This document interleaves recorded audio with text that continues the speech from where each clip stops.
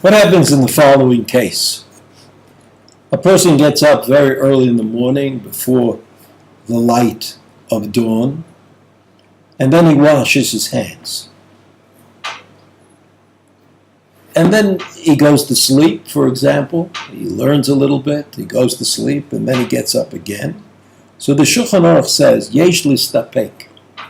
It's not clear whether he has to wash his hands again in order to get rid of whatever bad things are on his hands.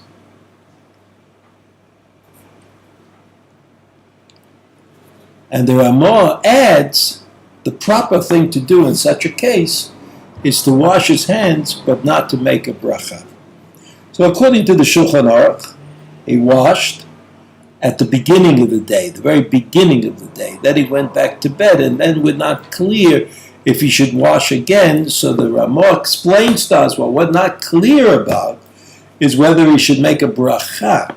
Surely he can wash again. I mean, that itself is not a problem at all. The Mishnah Berurah adds, he says, you have to remember that we're not talking about davening.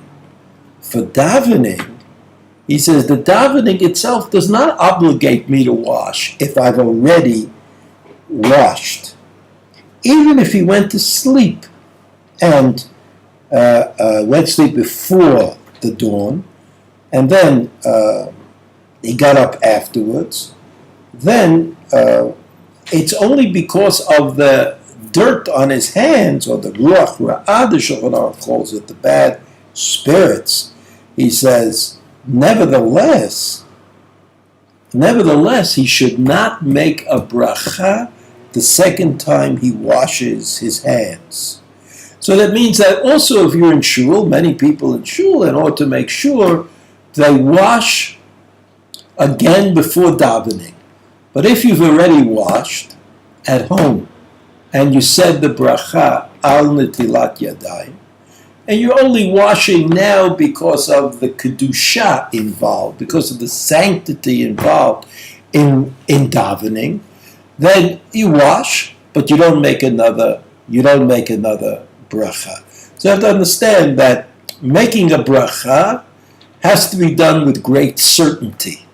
When you make a bracha, since you mention God's name, it's important that you are within the context that Chazal determined for that particular bracha. And so if Chazal said the bracha of Al Netilat Yadayim is only made the first time that you have to wash during the day, then we understand that if you got up before dawn, washed, and then you didn't make a bracha, but you already washed, and maybe you could have made a bracha, and then the second time you get up, you wash again, but you don't make a bracha because you've already washed. The same thing is true when you go to daven. If you go to daven, there are people who, for one reason or the other, either because they suspect that their hands got dirty again on the way, or because of the Rashba, who talks about the sanctity of the event and the fact that you should wash before you engage in a sacred event. Nevertheless, it's not obligatory.